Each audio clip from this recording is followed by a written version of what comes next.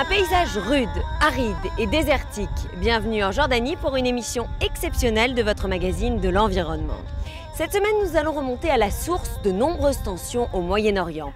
Vous l'avez compris, nous allons partir à la conquête de l'eau, goutte après goutte. Nous allons d'abord nous abreuver dans les nappes phréatiques d'Azraq, où les paysans doivent changer leurs habitudes s'ils ne veulent pas se retrouver à sec dans les 15 ans qui viennent. Nous irons ensuite dans l'usine de dessalement de Wadi Maïn, qui produit de l'eau potable, mais puise aussi dans les affluents d'une mer à l'agonie, la mer Morte. Enfin, de l'or bleu à l'or noir, nous verrons que la Jordanie possède du pétrole dans ses sables bitumineux, de quoi pomper toutes les dernières réserves d'eau de ce pays largement asséché. Ce que vous voyez autour de moi est un mirage. Longtemps, l'oasis d'Azraq, en plein désert, a été un carrefour pour les caravanes venues d'Arabie Saoudite, de Syrie, de Jordanie. Aujourd'hui, la région est complètement à sec et c'est le ministère de l'eau qui doit payer pour reconstituer cette réserve artificiellement. Un programme évidemment très contesté. Dans ce magazine, nous allons nous intéresser à une initiative plus consensuelle, un forum qui apprend aux paysans à mieux gérer, à mieux économiser l'eau et pourquoi pas à se reconvertir.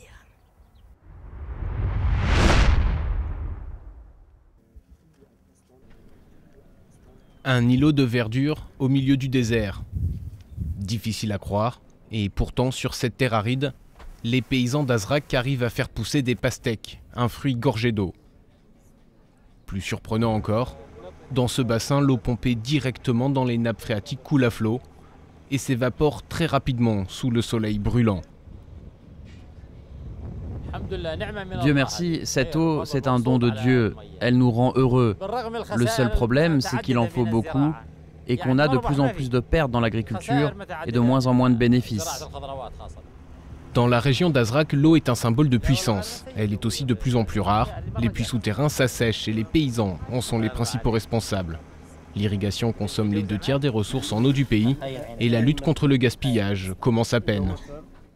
Avec ce système de goutte à goutte pour irriguer, on économise 2 fois plus d'eau et la production est plus importante. Autrefois, on avait des installations très lourdes et beaucoup de gaspillage. Avec le goutte à goutte, c'est beaucoup mieux. Pas facile pour autant de changer les mentalités. Et Mad se charge donc de jouer les médiateurs. Il est l'un des représentants du Highland Water Forum. Il va à la rencontre des paysans. Si les agriculteurs n'apprennent pas à administrer leurs fermes, ils vont tout perdre et pas seulement l'eau.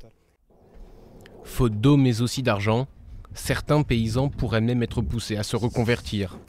Un bras de fer qui ne se fera pas à n'importe quel prix. Si le gouvernement nous paye nos terres, on peut partir, mais il faut qu'il nous paye pour tous les sacrifices qu'on a faits. Alors d'accord, on partira s'il le faut vraiment. Dans la région d'Azraq, les habitants pompent l'eau 2 fois trop vite et elle ne se renouvelle plus. Les nappes phréatiques s'assèchent dangereusement. À ce rythme, les travailleurs saisonniers n'ont plus qu'une dizaine d'années devant eux pour récolter des tomates, avant que le désert ne leur confisque définitivement leurs terres.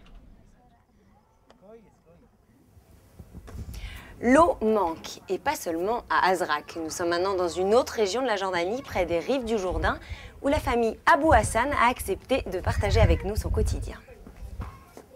Salam Aïcha. Shukran. Aïcha n'a que 5 heures d'eau courante par semaine. Elle et sa famille livrent donc une bataille sans merci. Une bataille qui pourrait coûter cher aux Jordaniens. Jour après jour, les cours d'eau s'assèchent. D'ici 50 ans, la mer Morte pourrait avoir disparu.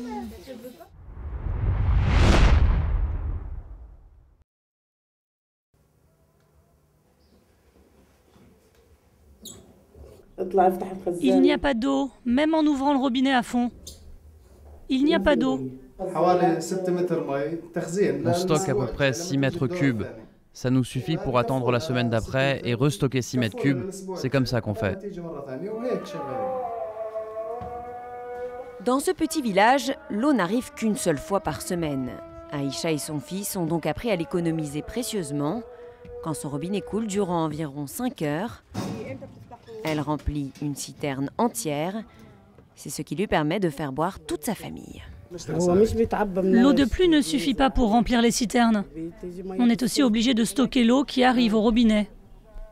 Souvent, l'eau de l'État nous suffit, mais parfois, c'est rare, on doit acheter de l'eau. En moyenne, un Jordanien consomme 7 fois moins d'eau par jour qu'un Américain. Mais tous les habitants ne sont pas logés à la même enseigne. Entre les villes et les campagnes, les inégalités sont criantes. D'ailleurs, il suffit de se rendre à quelques kilomètres, à Wadi Maïn, pour s'en rendre compte. Dans cette usine de dessalement, l'eau coule à flot. Elle fournit un tiers des habitants de la capitale, Amman, en eau potable. Daoud a décidé de nous faire visiter les lieux. Cette usine, c'est la plus grande usine de dessalement en Jordanie, qui fabrique autour de 130 000 mètres cubes par jour. L'eau saumâtre utilisée dans cette usine est décantée, filtrée. Puis, pour faire baisser son degré de salinité, elle circule dans 7 membranes différentes. Elle devient alors de l'eau douce. L'eau pure, il sort ici, et l'eau salée, l'autre côté. Démonstration immédiate. Pour nous, Daoud n'hésite pas à jouer les goûteurs. L'eau est bien potable. Et pourtant, notre visite n'est pas terminée, car il faut maintenant remonter à la source. D'où viennent les litres d'eau utilisés dans cette usine? Nous découvrons la réponse le long de la mer Morte, dans la réserve naturelle du Wadi Moujib. On prend la quantité qui jette à la mer Morte, on pompe pour dessaler l'eau potable. Pour dessaler, il faut donc détourner l'eau qui se jette dans la mer Morte et la sécher encore un peu plus. On sacrifie un peu la mer Morte pour boire. La Jordanie a donc soif et à force de pomper l'eau, la mer Morte est à l'agonie. Elle recule d'1 mètre par an et pourrait avoir entièrement disparu d'ici 2050. Au bord de la mer Morte, les touristes viennent du monde entier pour se badigeonner de cette boue aux vertus miraculeuses et apaisantes. Mais c'est un autre or noir qui attire les groupes pétroliers. En effet, la Jordanie regorge de pétrole dans ses sables bitumineux. Des sables très difficiles à exploiter. Il faut 3 barils d'eau pour extraire 1 baril de pétrole. De quoi mettre le royaume complètement à sec.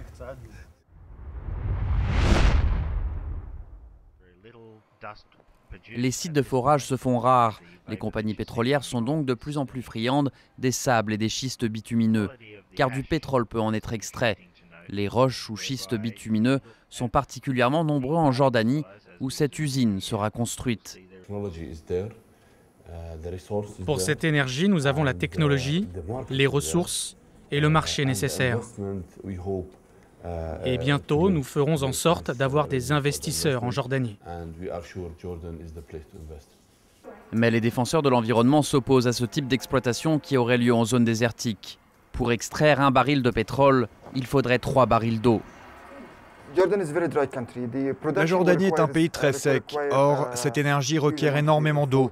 Nous n'avons pas assez d'eau, notamment potable, car plusieurs secteurs, l'agriculture, le tourisme, les industries sont en compétition pour cette ressource. Les écologistes affirment que la Jordanie doit renoncer à ses projets d'exploitation des schistes bitumineux et se tourner davantage vers les énergies renouvelables. Voilà, c'est déjà la fin de cette émission et de cette journée sous 40 degrés. Évidemment, c'est le moment de s'offrir un bon verre d'eau, bien sûr.